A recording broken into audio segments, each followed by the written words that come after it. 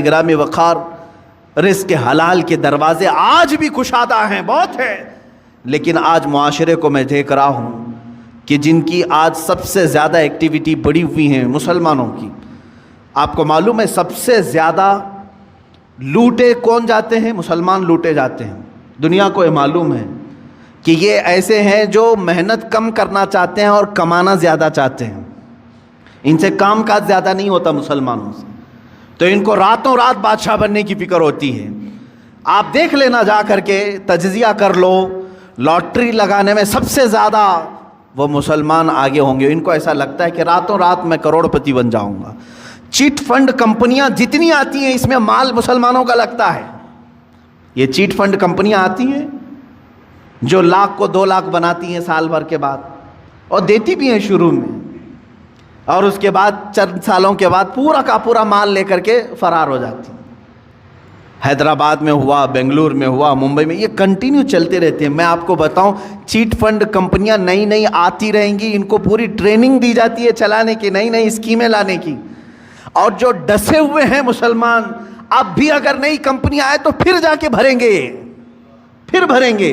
کیوں؟ حلال کھانے کی جب فکر نہ ہو، محنت کرنے کی جب عادت نہ ہو، تو شیطان اسی طرح سے ان کے ذہن کو ورغلاتا ہے اور راتوں رات اپنے پورے پیسے لگا کر کے ڈبل چاہتے ہیں. یہی تو سود ہے، یہی تو بیاج ہے جو حرام کھانے کی فکر ہے.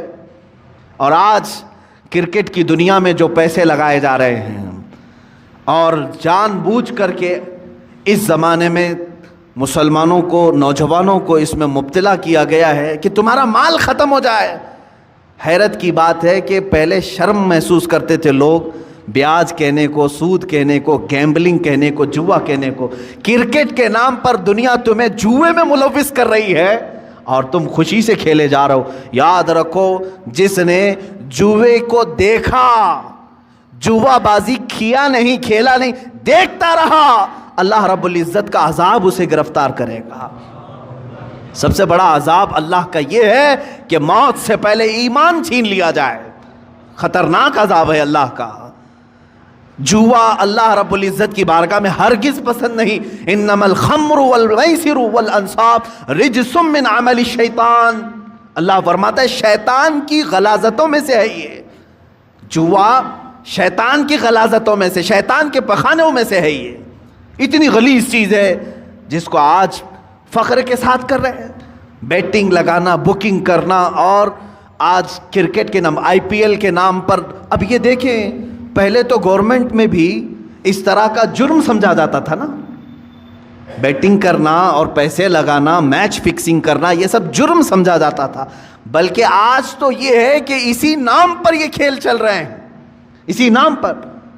مجھے ہمارے ایک بچے نے کہا کہ اب تو ایپ بنا دیا گیا ہے، ایپلیکیشن، کہ کہیں ادھر ادھر ایجنٹوں کو پیسے دینے کی ضرورت نہیں. ایپلیکیشن بن کر کے آیا ہے، اسی میں آپ پیسے ڈال دو اور میچ میں جتنے پیسے لگانا ہے لگاؤ. شروع میں جو لگاتا ہے اسے لگ کر کے بھی آ جاتے ہیں اور یہ خوش ہو جاتا ہے نوجوان. میں نے 500 لگایا تھا، 1000 آ گئے میرے پاس. اللہ کی پناہ میرے عزیزو، تمہارا ایمان غارت ہو جائے گا، ختم ہو جائے گا. یہ میچ فکسنگ کے معاملات، بکنگ، بیٹنگ، یہ پورا کا پورا جوا کھیل رہے ہیں بچے ہمارے. سنو حدیث پاک، میرے آقا صلی اللہ تعالیٰ علیہ وسلم نے فرمایا، جو سود کھایا یا جوا کھیلا، توجہ، جوا کھیلا. میں خالی کرکٹ کی بات نہیں کر رہا ہوں. ہمارے بچے اپنی فٹنس کے لیے بہت سارے کھیل کھیلتے ہیں، میں نے کبھی ان کو نہیں روکا. آپ ورزش کی نیت سے بہت ساری چیزیں، لیکن وہی پیسہ لگا کر کے کھیلا، جوا ہو گیا. جوا ہو گیا، پورا کا پورا جوا ہے، گیمبلنگ ہے.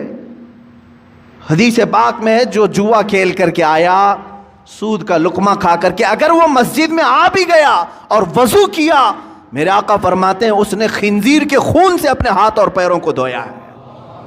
اس نے اپنے چہرے کو اور اپنے ہاتھوں کو خنزیر کے، غلیظ جانور کے خون سے رنگا. اس کا کوئی وضو نہیں ہے، اس کی کوئی نماز نہیں ہے. اے مسلمانوں، کیا تم یہ چاہتے ہو کہ تمہاری عبادتیں منہ پر مار دی جائیں؟ بچوں کو آج مجھے بیدار کرنے کی ضرورت ہے، اس لیے میں نے آج گفتگو کی. اے میرے عزیزو، یہ دنیا جو تماشے دکھا رہی ہے، یہ تماشے ہیں. یہ جو دنیا لہو و لعب کی باتیں کر رہی ہے، قرآن نے بہت پہلے فرما دیا انما الحیات الدنیا لہو و لعب، دنیا کی پوری زندگی کھیل کود ہے، تماشا ہے. چند دنوں کے بعد ویرانی آ جائے گی، چند دنوں کے بعد سناٹا ہے. بعض بزرگوں نے یہ فرمایا پوری دنیا کی مثال اسٹیڈیم کی طرح ہے، کھیل کی طرح ہے. پلیئرز آ رہے ہیں، لوگوں کے دیکھنے کی بھیڑ جمع ہے، آوازیں ہو رہی ہیں. کھیل ختم ہوا، ساری سیٹیں خالی، پلیئر بھی چلے گئے، بچا کیا؟ خالی گراؤنڈ. تمہاری زندگی دنیا میں ایسی ہی ہے، تم آئے ہو ہنسی خوشی کھیل کود سب چیزوں میں اپنی زندگی ختم کیے، اچانک ملک الموت کا پنجہ پڑے گا، اور پھر جب تم قبرستان میں لے جائے جاؤ گے تو سارا کا سارا سناٹا ہوگا، کچھ نہیں. اب دنیا کا شور شرابہ کچھ نہیں، وہاں پھر سزا دینے والے فرشتوں کی چنگاڑ سنائی دے سکتی ہے. عزیزان گرامی وقار، ہمارا جب عقیدہ آخرت پر ہے، آخرت پر، مجھے ایک بڑی اچھی بات یاد آتی ہے. ایک بڑے عالم دین تھے، ان کے متعلق میں نے پڑھا. وہ ٹرین میں سفر کر رہے تھے، سامان کچھ زیادہ ہو گیا تھا اور اس کی فیس بھرنی تھی. جو پینلٹی ہوتی ہے یا تو پھر اس کا گورنمنٹ کو بھرنا تھا چارج. ٹی ٹی جو تھا اس نے کہا مولانا صاحب رکھ لیجئے، میں ہی ہوں سفر پر، اگلے اسٹیشن تک میں ہوں، میرے بعد جو ٹی ٹی آئے گا اس کو میں نے کہہ دینا ہے، میں بتا دوں گا کہ مولوی صاحب سفر پر ہیں، وہ بھی آپ کو کچھ فائن نہیں لگائے گا اور آگے اسٹیشن تک آپ کو چھوڑ دے گا. مولانا صاحب نے پوچھا کہ وہ کہاں تک چلے گا؟ آپ تو اگلے اسٹیشن تک جائیں گے، میرے سامان کی کوئی پوچھ تاچھ نہیں ہوئی. دوسرا ٹی ٹی آئے گا جس کو آپ بولیں گے وہ کہاں تک جائے گا؟ کہا ٹرین جہاں تک جائے گی وہ ٹی ٹی رہے گا. تو انہوں نے کہا نہیں، مجھے اور آگے تک جانا ہے، مجھے اور آگے تک جانا ہے. کیا وہ ٹی ٹی وہاں تک آئے گا؟ کہا کہاں تک جانا ہے؟ کہا مجھے میدان محشر تک جانا ہے، وہاں تک جانا ہے. اگر وہ تمہارا ٹی ٹی وہاں پر بھی سفارش کر دے گا اور اللہ سے میرے اس جرم کی سزا کو کم کروا دے گا، میں خاموش بیٹھتا ہوں. تم مجھ سے چوری کروا رہے ہو.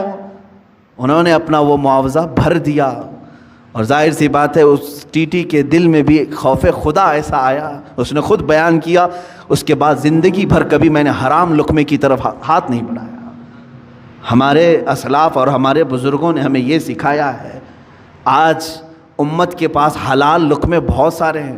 شیخ علی دقاق رحمۃ اللہ تعالیٰ علیہ کی ایک حکایت میں نے پڑھی تھی. یہ پہاڑوں پر جا کر کے عبادت کرتے تھے.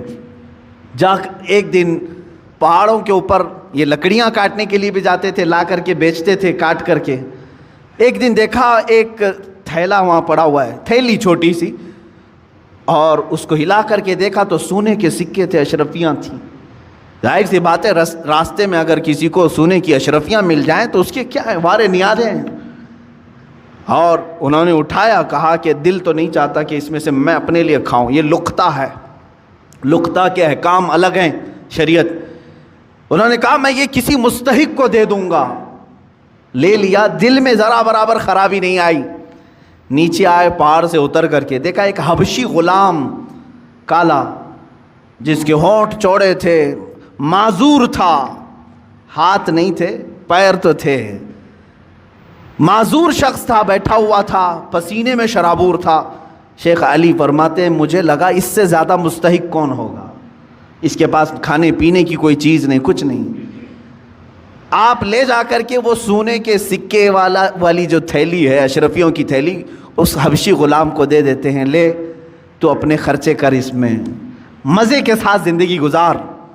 اس حبشی نے کہا اے علی دقاق لے جاؤ اس کو، جہاں سے اٹھایا وہیں رکھو، پچھلے 1 سال سے روزانہ میں دیکھ رہا ہوں، پچھلے 1 سال سے میں اس کو روزانہ دیکھ رہا ہوں، آج تک ہاتھ نہیں اٹھایا. میرے عزیز و شیخ علی دقاق فرماتے ہیں کوئی حبشی غلام، وہ اس زمانے کے قطب تھے جنہوں نے ہاتھ لگانے کو بھی منع فرمایا. آج ہم ان اسلاف کی روشنیوں کو بھول کر کے دنیا جو ہمیں ہے یہ کرشمے دکھا رہی ہے اس کے پیچھے پڑ گئے. موبائل اپلیکیشن میں اگر تمہیں پیسے بھرنے کی بات آ گئی، سوچا آسانی سے بھر دوں گا، کوئی نہیں دیکھ رہا ہے، میں میچ میں بیٹنگ لگا دوں گا، کسی ایجنٹ کے پاس نہیں گیا، اسی اپلیکیشن میں بھر دیا 500، کون دیکھ رہا ہے، میرے اکاؤنٹ سے کٹ گئے. یاد رکھو اللہ رب العزت علیم و خبیر ہے. لا تأخذہ سنۃ ولا نوم.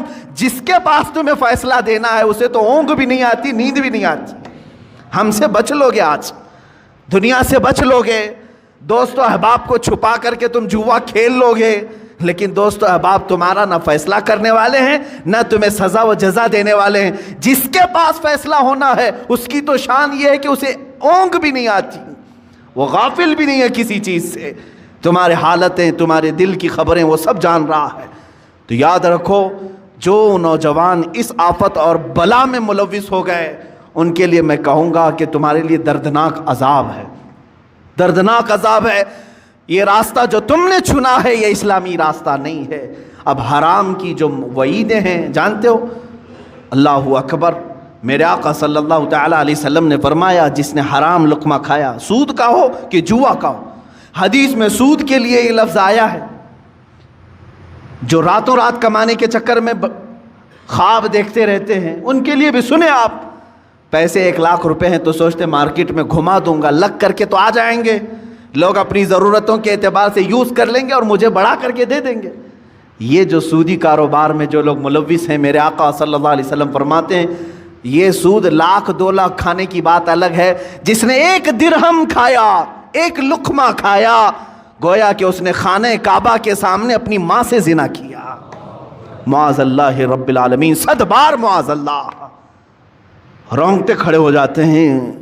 اس طرح کی وعید آئی ہے, اتنی خطرناک وعید کسی اور گناہ پر میں نے نہیں پڑھی.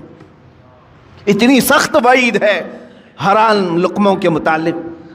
مسلمانوں کو تو ان حالات میں میرے عزیزو اللہ کی بارگاہ میں جواب دینا ہے. ہر نوجوان کو, ہر مرد کو, ہر عورت کو, تمہارے لیے حلال راستے کشادہ ہیں.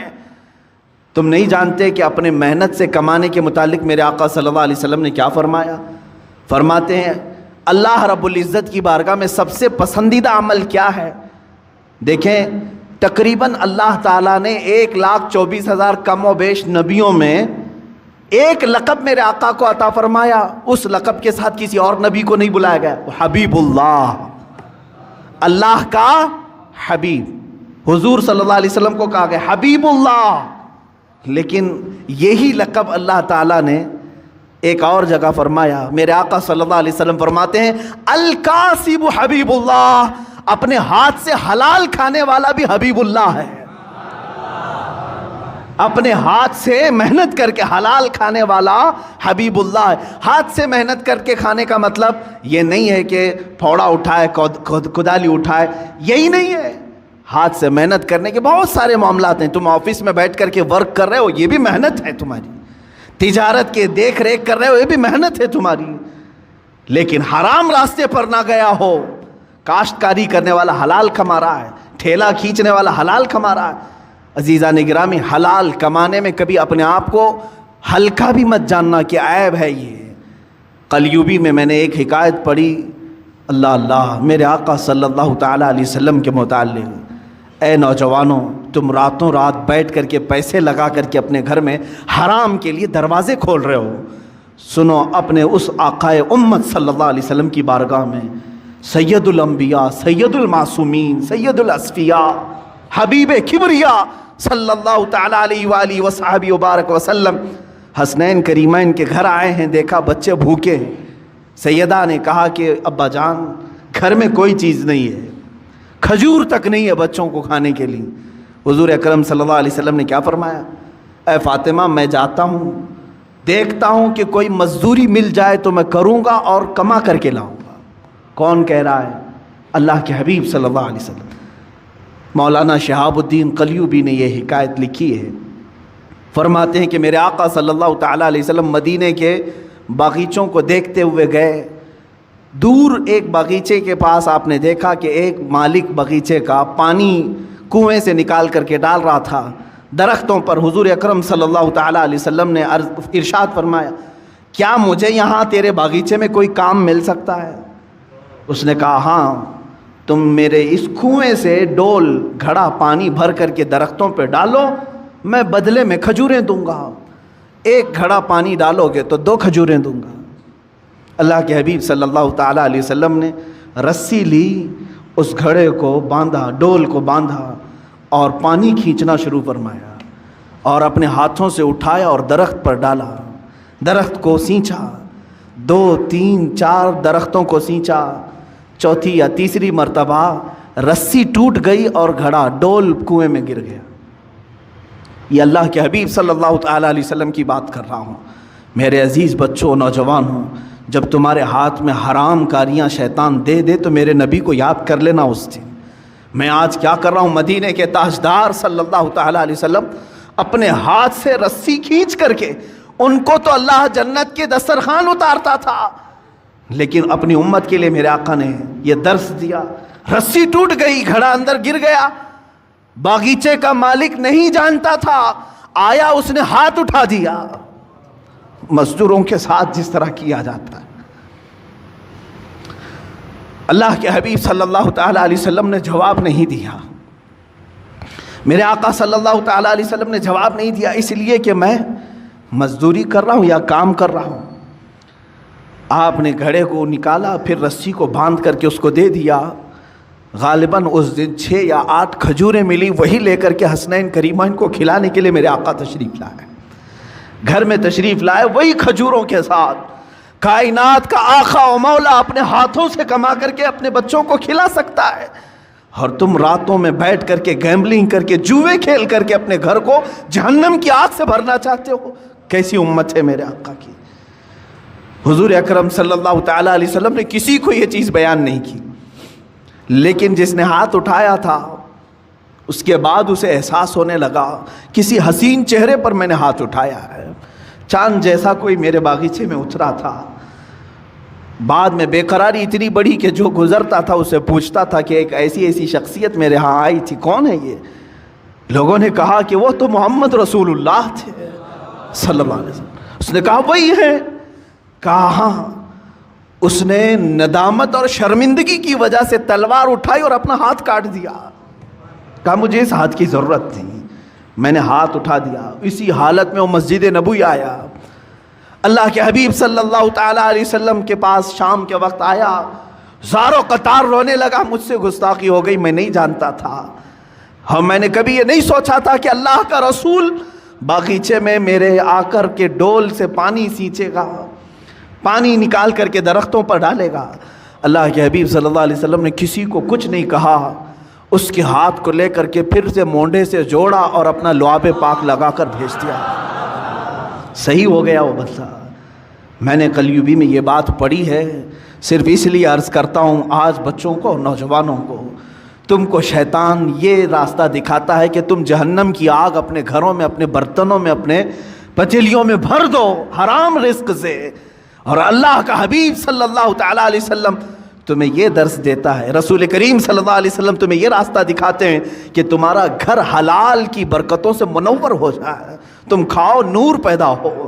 جس کے گھر میں حلال رزق ہوتا ہے اس کو عبادتوں کا ذوق بڑھ جاتا ہے، اس کے سجدوں میں لذت زیادہ ہو جاتی ہے، وہ مسجد سے نکلنے کی خواہش کبھی نہیں کرتا، وہ اللہ کی بارگاہ میں ملاقات کی خواہشیں زیادہ کرنے لگ جاتا ہے۔ حلال جب جسم کے اندر نہ ہو تو پھر اس کے پیٹ میں غلاظتیں ہی زیادہ، افکار و نظریات خراب، پراگندہ اور ہمیشہ حرام کاری کرنے کی خواہشیں پیدا ہونے لگتی ہیں۔ سیم یہی مثال ہے کہ اس پیٹ میں تم غلاظت ڈالو گے، ہاتھوں اور پیروں سے غلیظ کام ہی ہوں گے۔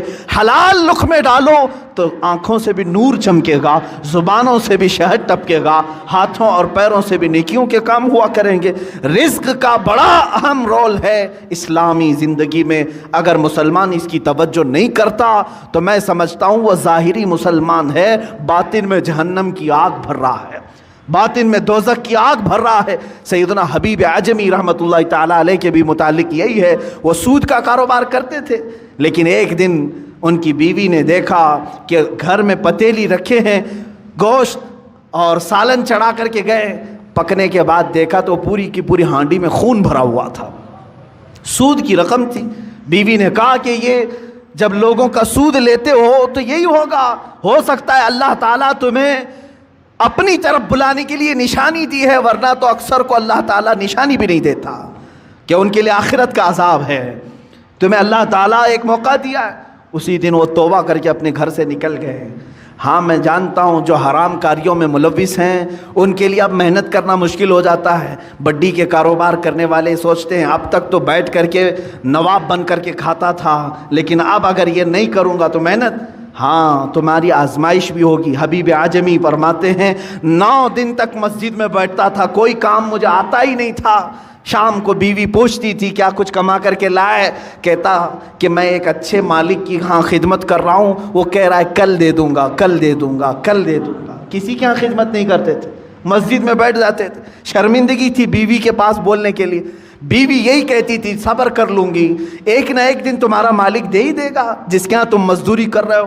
9 دن ہو گئے، پیر بھاری ہو گئے تھے گھر جانے کے لیے. کیا آج بھی بیوی پوچھے گی آج کچھ مزدوری ملی کہ نہیں ملی، کیا بولوں گا؟ لیکن گھر پہنچے تو دیکھا گھر میں روشنی ہے، دسترخوان بچھا ہے، طرح طرح کے کھانے بنے ہوئے ہیں. گھر میں 1 روپیہ نہیں تھا. بیوی سے آ کر پوچھا یہ سب کہاں سے آئے؟ کہا تم جس کے ہاں مزدوری کرتے ہو اسی کمپنی کا ایک خادم آیا تھا، سارے کھانے دے کر کے گیا ہے اور کہا اے خاتون اپنے شوہر سے کہہ دینا اس کی خدمت مالک کو بہت پسند ہے. مالک نے یہ کہا اور خدمت کرے گا اور مزید نعمتیں دیں گے. حبیب اعجمی چیخ پڑتے ہیں، کہتے ہیں میں جس کے ہاں خدمت کر رہا ہوں وہ کوئی نہیں جانتا، میری بیوی بھی نہیں جانتی. اسی دن اپنے گھر سے نکل گئے اور فنا فی اللہ کا مقام حاصل کیا.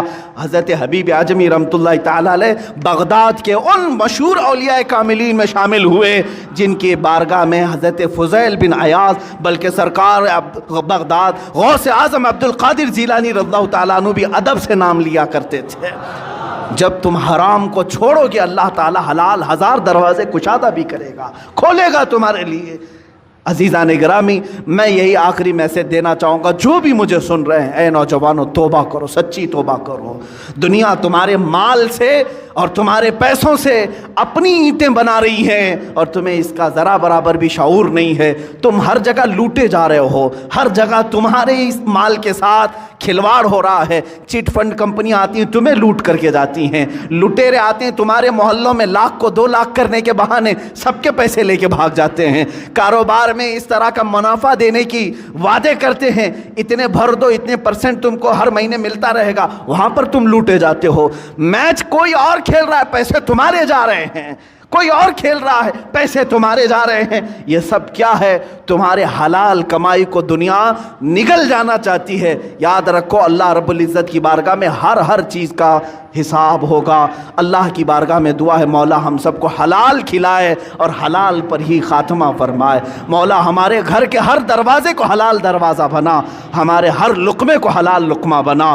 اے قدیر و جبار خدا حلال لقمے کی برکت سے ہماری زبانوں میں نور عطا فرما، ہماری آنکھوں میں سرور عطا فرما، دلوں میں تقوی عطا فرما، ہاتھوں پیر سے نیکیوں کی خیرات عطا فرما. ہمارے ذہن میں برے وسوسات اور خیالات سے ہمارے ذہنوں کی حفاظت فرما. اے کریم خدا جو بچے بھٹک چکے بہک چکے اور آج اس طرح کی گیمبلنگ میں جوئے میں لگے ہیں، اے کائنات کے مولا ان نوجوان بچوں کو تو راہ راست عطا فرما، صراط مستقیم پر گامزن فرما دے، انہیں حبیب کبریا کی محبت سلیم عطا فرما. مولا ہماری دعاؤں کو نالین مصطفیٰ کی برکت سے قبول و مقبول فرما.